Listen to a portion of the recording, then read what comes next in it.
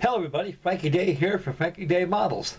Okay fellas, for this wonderful, beautiful Wednesday, I have for you video number 3 for my MatchBox 172nd scale Corvette, the USS SAUCY, Patrolcraft 65. Okay guys, I don't got too much to do with this thing. I got boats to put on, depth charge racks, a few other sundries need to be on it, but most of it's going to be on just the detailing and rigging and painting. It's extra weathering, which I'm going to be very subtle on this because U.S. Navy ships weren't too too dirty. They were rusty, but they weren't too dirty. When you're at war, you know, I mean, you got no time to stick a span a ship. You got everything to do to keep her afloat, keep them sinking, and most of the maintenance came in is when he came into port for refit. They always put the fore and end group, end team out there. Your deck force, first, second divisions, they do all the painting on the ship and the engineering and down below. Getting the Scotch boilers all fire-sided out and get the engines up to par so they can be able to go out for another 300-mile patrol. And so we all know the mighty Corvettes. They're actually built and designed up a well catcher hull, and named by class, like the flower class. The flower class is named after a flower. And these Corvettes are beautiful little ships. They're about the size of a fleet tug, auxiliary fleet tug. They're about 225 feet long. I imagine these things about the same size. And they're very small ships indeed, but they sure can pack a punch. And the U-boats feared them very much. Okay, this old girl's starting to look like a Corvette now. And before we, I got some things I want to show you before we close the video that I purchased today at the store. And we're going to get along with this right here. So like I said, guys, I've been here, there, everywhere. I've been working on balsa planes. I've been working on my air coupe. I've been working on my Stetson Reliant over there. I got the fuselage all covered there. It's all done. Of course, you always know that. I think I've seen that. I showed that on videos. And over here, I got the whole fuselage done, taking off the jig of my air coupe.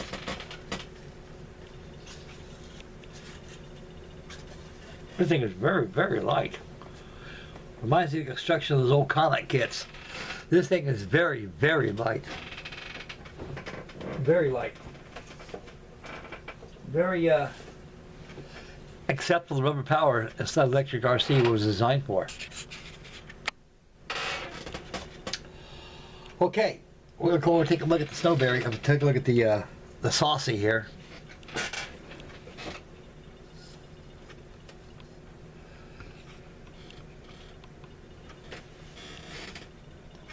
Got the funnels on. I got all the detail done in the upper house. I got all the pom-poms on. I even got the life raft lockers. Life raft life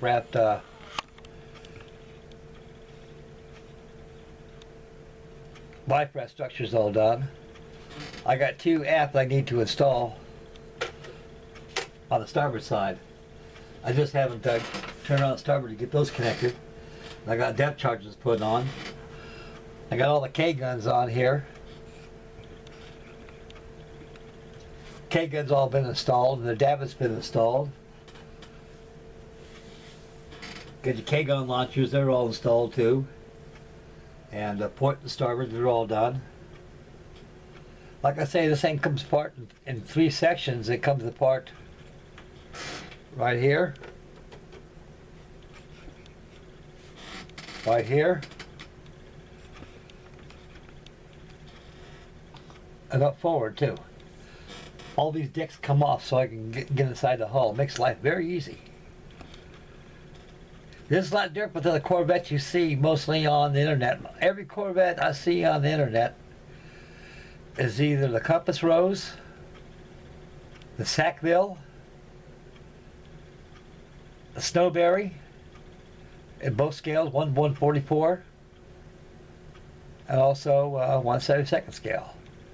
This is the United States American version. This is the USS Saucy that was lent out by the Royal Navy, and it returned to them after hostilities were pretty much done when all the submarines were completely destroyed, when all the U-boats, when they were all destroyed, and none left. The sea lanes were very, very free to sail, and convoys are free of U-boat attacks, and they had no more use of these anymore. So what they did, they turned around and turned them back, gave them back to the Royal Navy. I guess there's only one such example of this exists. That's in Canada. It's a Sackville. I think a lot of you have seen it before in real life. I've seen visual tours of it on the tube, and it's a very, very impressive little ship.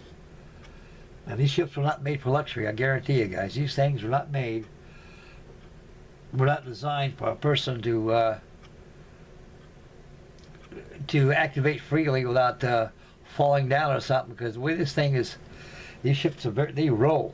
They roll. They can take the most roughest seas in the world, is the Atlantic Ocean, and they can take tremendous seas without foundering. And believe it or not, they can make a crossing all the way from the United Kingdom to the United States of America, and then back again. So that more or less were restricted to 300 miles. They have a convoy which is within 300 miles. They escort the convoy into England. And so they more or less go into almost like they're sheepdogs. That's exactly what they were used as sheepdogs. And they keep the fleet in order and watch out for U-boats.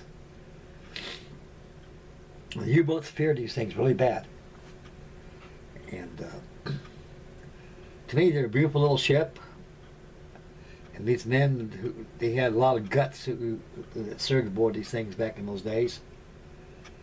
Like I say, they're a very rough ship to get into. Very wet ship, very wet. Wet inside, wet outside.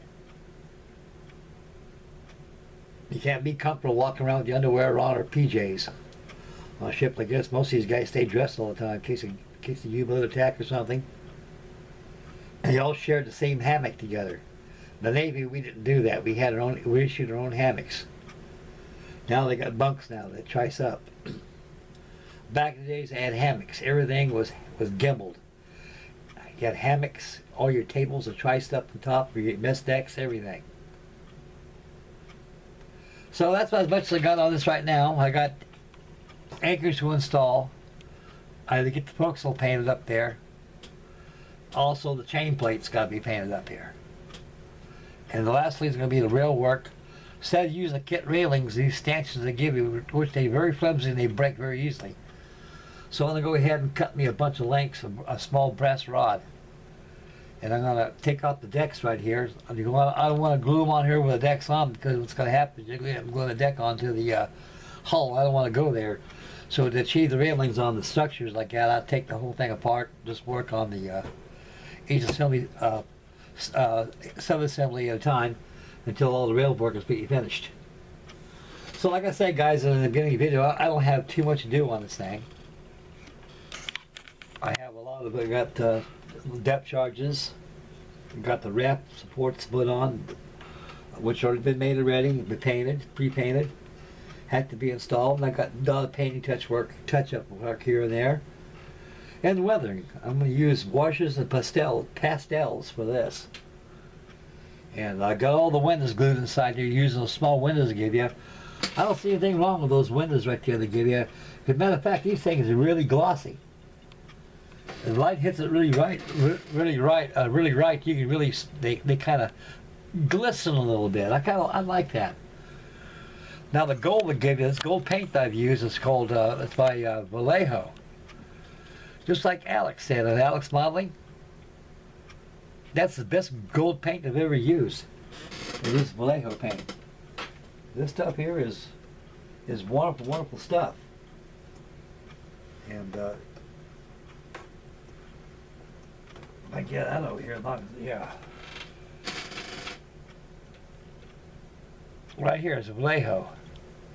This is good gold paint. This is the best gold paint I've ever used in my life. I'm going to say c'est la vie to testers. Textures don't stay, they don't keep the brilliance that long. This stuff does. It's just brilliant, good gold. That's good paint. So as far as I got on the Saucy here, and I should have the final reveal for it. I'm trying to get it done by Friday. I should have this thing done by Friday. I want to have sea trials by this Saturday. I'm going to take that to the pond. And if everything works right like the way I want to, I'll have the maiden voyage for this too, like I did on the Dumas Carol Moran, and also Aquacraft Atlantic 1 and 2, and also the Bristol Bay. Okay, that's as far as I got on this thing, so stay posted for video number 4, which will be the final reveal. This hopefully it should have it done by Friday. I can't see why not. I'll do some little paint. I might have a little live action going on tonight. I don't know what I'll do, but anyway, that's about as far as I got on this thing and what I've done. Okay, I'm gonna show you guys something. All hobby shops are locked down. I went and called Smitty's today. No answer. So I imagine he's not in business right now until they reopen everything. Everything is closed. Everything. So I got some money in my pocket. No stimulus, just my regular money. I got kind of my pension for the service. I should get my social a couple of days. I'll probably get my pension from other jobs too in a couple of days. I said, what the hey? I haven't bought a model in a long time. I need one like I need a hole in the head, but we all have the same problem. More models the merrier. I bought 2 today. First one here, you got a Spitfire. This is a pulse wood flying kit by Grillos. You guys probably seen this a lot. Has wingspan about 28 inches. It's big. It's a big boy, not the small one they use. This is a good kit. All laser cart kits. Last time I built one of these was 1959? 1959. Was last time I built one of these. I built it for display only, never flew it. These fly very well. I like it a lot. Okay, guys, here's another one here. This is a big John right here.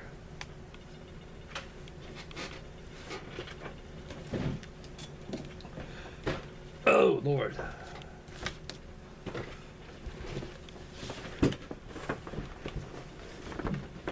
This is the English Man of War by Revell. Has 300 and something pieces for it. I bought it in Hobbytown, USA at the hobby shop. And I called him up, asked him, I went there one time before to get some cyanide glue. The guy came out and asked, hey Frank, we're closed down. I says, Jesus Christ, where the hell can I get some glue? And he goes, well, Frank said, you get it here. I said, well, I thought you said you're closed. He said, closed to the public, but we're open here. Everything is curbside. So what you gotta do is go home or call or place an order and come pick it up at the curb. I said, well, since I'm here right now, I need some cryolite glue. He goes, that's fine. So you went and got some cryolite glue. So I bought some cryolite glue.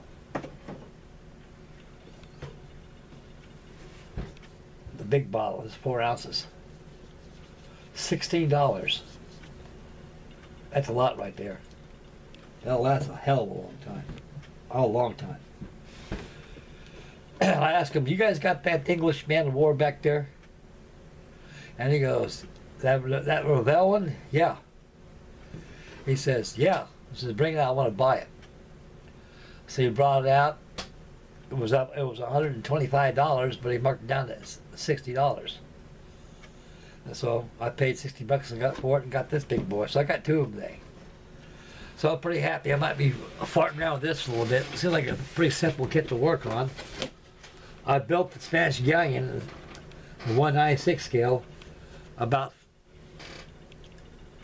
50 years ago. It was a 196 scale, same scale as that, almost same ship in a way. It goes together quite fast, but there's a lot of painting involved. So I'm going to be using a lot of stains on that. Since it's a 16th or 15th century ship, vessel. English Man of War. Get one at your neighborhood, nearest you, your hobby shop. Okay. That's about as far as I got. What I'm doing right now, so I'll be probably bouncing here, there, everywhere, guys. Keep you guys going. Keep me going, too. So it's about almost 11 o'clock at night. I'll have a live action night. I have a live action tomorrow.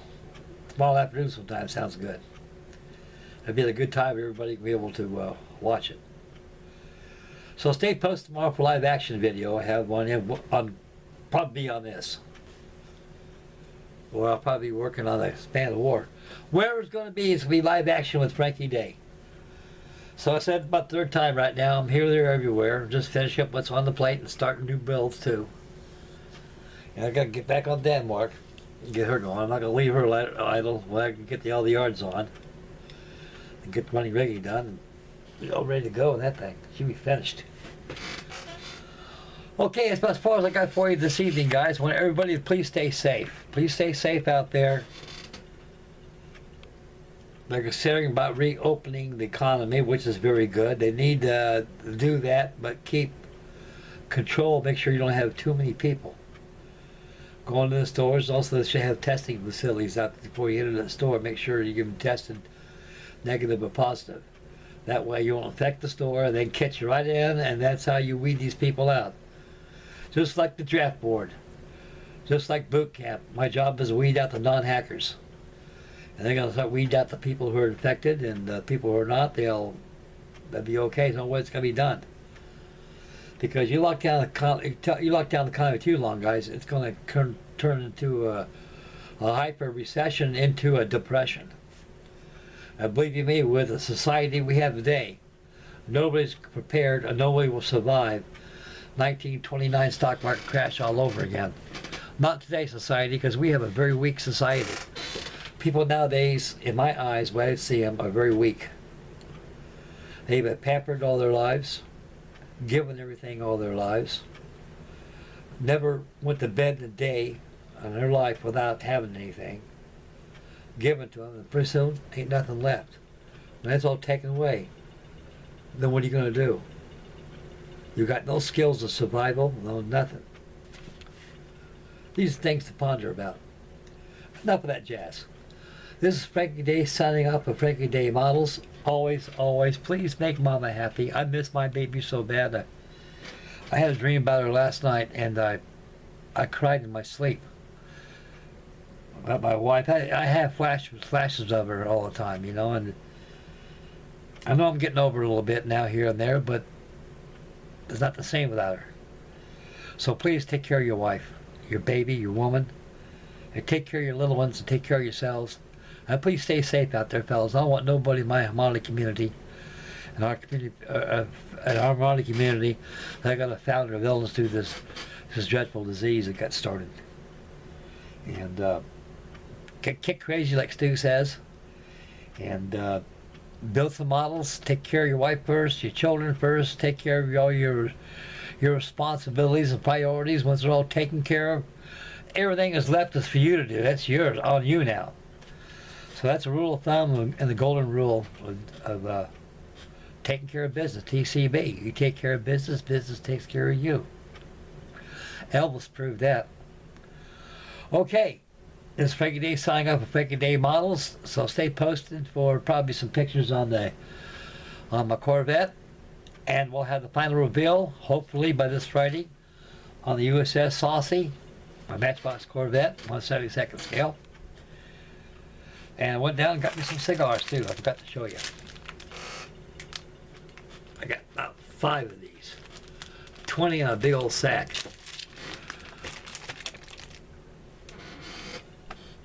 I don't inhale, guys. I love the smoke, the fragrance of it. Tastes good. To me it does. So my lungs are as clear as driven snow. And be careful using this stuff, guys. Cyanide poisoning in the eyes and the lungs. Always keep your head at least 1 meter away from your work after you apply this. Especially on wood. Especially on wood, balsa wood. So please be careful. Okay. My paint's broke out. Make Mama happy again. Take care of yourselves.